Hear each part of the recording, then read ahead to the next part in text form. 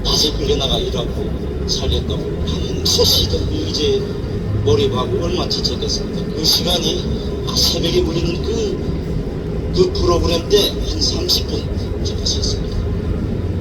모든 피로가 그 시간에 하셨었습니다. 그때 알지도 못한 찬송 부르면서 그때 그 모세의 그 광야 생활 출애굽에 대해서 많이 들으면서 지금 생각하면 그 30분이 저를 살린 생명력이었습니다. 지금 여기서는 객관적으로 볼 때 라디오를 듣고 봐서 목소리를 듣는 그 행동, 북한에서 온 사람들은 그런데 자기한테 희망이 있고 꿈이 있고 믿음이 생기니까 이게 못하면 확신이 자기가 생명력을 받아 하니까 제가 25세대 중에 5세대가 저를 통해서 라디오를 듣게 되는데 제일 잘 듣는 게 뭐죠? 그것이 단순한 탈북 것이 아니라 꿈에 대한 도전이 생기고 생명에 대한 확신이 생기니까 이제라도 탈북이 아니라 그 어떤 것도 감행할 수 있는 용기가 사람이 달라졌는데 저를 보는 사람들한테 다 희망적인 이야기를 할 수 있었고 어째 생명력이 살아나거든. 그래서 한 번도 다음에 먹을 게 없어도 한 번도 실망해 본 적이 없고 희망조차도 다 포기했을 당시였는데 국동방송은 나에게 이 삶의 희망, 용기, 생명력을 전달을 할까요? 바꿔주셔가지고 목사님이 돼가지고 그래가지고 사실 네, 마지막에 꿈 같다고 하시면서 웃으셨는데요. 이분 이름이 이제 추경배, 이름을 바꿨죠. 추경배 목사님이신데요. 이렇게 사역하고 있습니다. 온 가족이 이 분들은 사역자가 되어서 현재 사역을 하고 있습니다. 하나님께서 선교사님들을 통해서 이 땅에 극동방송을 세우셨습니다. 그리고 지금은 그 선교사님들이 다 철수하셨지만 그 사역을 또 저희들이 이어가고 있고요. 이 사역은 또다시 다음 세대가 이어받아야 되고 북한 땅에 세워지면 북한에 있는 우리 성도들이 또 이어가야 한다고 생각합니다. 13년 동안 이렇게 열심히 기도하고 있는 우리 광장 기도회의 결과가 또 극동방송의 사역이 아닐까 싶습니다. 기억나실 때마다 저희들을 위해서 기도해 주시고요. 저희도 이 기도 자리를 잊지 않고 함께 동역하도록 하겠습니다. 다시 한번 여러분들에게 마음 깊은 곳에서 존경과 감사를 보냅니다. 극동방송도 열심히 사역하겠고요. 저희 스승님이신데 우리 안 목사님께도 깊은 감사를 드립니다. 감사합니다.